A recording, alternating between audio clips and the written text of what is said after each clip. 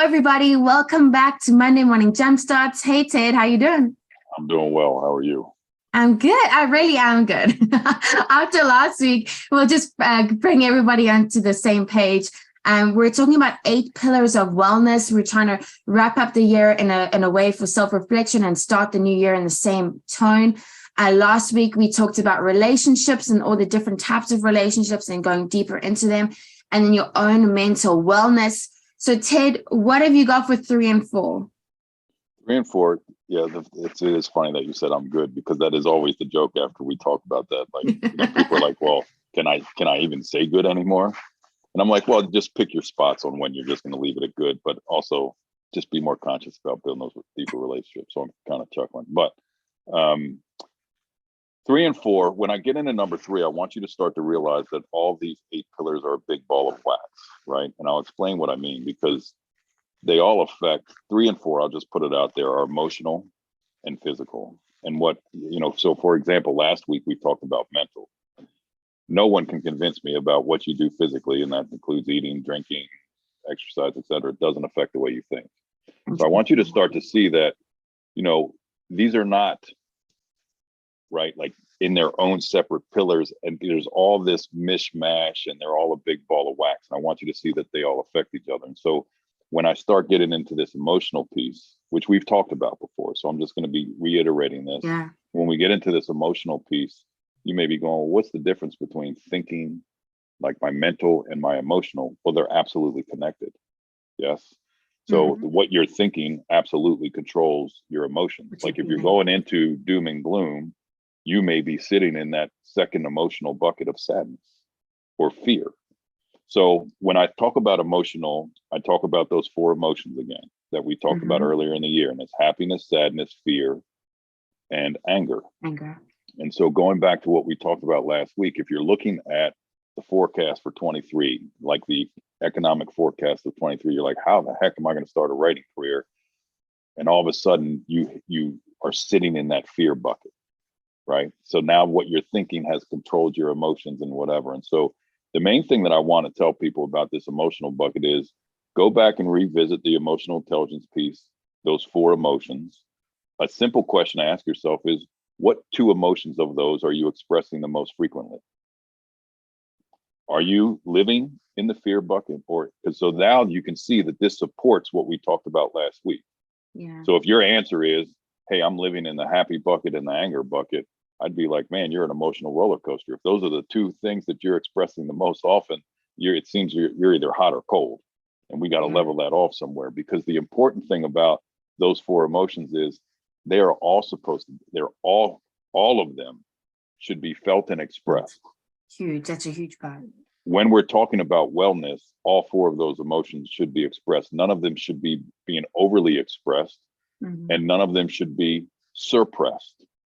Meaning not shown, not talked about, or whatever. And that's really what I want to start thinking about. Now I'm going to take it back up to pillar number 1.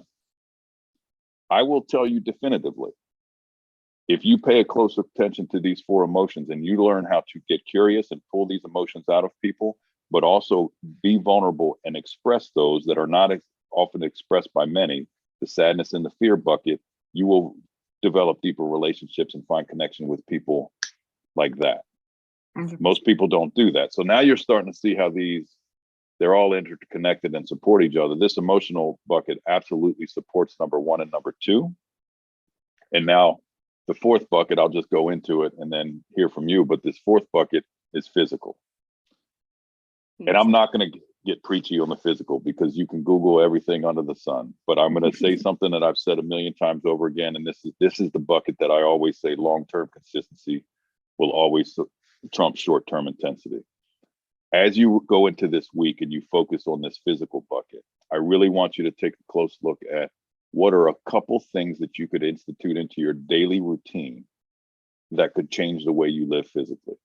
It could be a 20-minute walk. It could be drinking. I'm going to drink 2 of these because I normally only drink 1. It could be as simple as that. Game changing though. Right? So small incremental things done consistently, and then start layering things on. I'm going to cut out 1 night that I normally eat out, right? I'm going to wake up and drink. I'm not going to list all the things that you could do. But this physical bucket, what I don't want is what most people fall into is that short-term intensity piece, which is I'm going to go do something. I'm going to do it for 2 weeks and I'm going to get bored with it. So I'm just going to move on and I'm not going to live. I want you to live healthy physically, long-term, not just this short-term stuff. So those are buckets number 2 and 4. But again, the main point today that you're going to start because physical affects the emotional, right? 100%. And you know that because you've been on your own journey this year, right? 100%. It's so funny though, that physical thing. I read something, it was like a couple of days ago, and it like really struck me, and I realized that I'm not doing so great, because it talked about, everybody's focused on like that 30 minutes of intense whatever workouts, the workout that they're doing. But like, what are you doing in between that? Are you choosing to take the stairs instead of the escalators? Are you choosing to like park further away at the parking lot instead of park right close? Are you sitting at your computer, which I'm very guilty of, all day long? You know what I mean? Like, so it was funny. I think it also makes it less intimidating if you think about it that way. Also, it's like, how can you just generally move more during the day rather than like think of having to join a gym or having to do something super intense, like you say, like for a short amount of time. And just look at your overall activity and what you're choosing or not choosing a lot of the times to do. So that, I thought that was very interesting. And I'm very not good at that myself. I'll share this because this is, let's talk about the vulnerability piece, but this is real in my life right now. Like I literally had this conversation with Angel, my wife, just yesterday and again this morning, because we hit the gym early this morning. So how they're all interconnected. My physical little thing right now is I am concentrating on stretching. Right now, if you know me, you know that I've been a gym guy for 30 years, more so.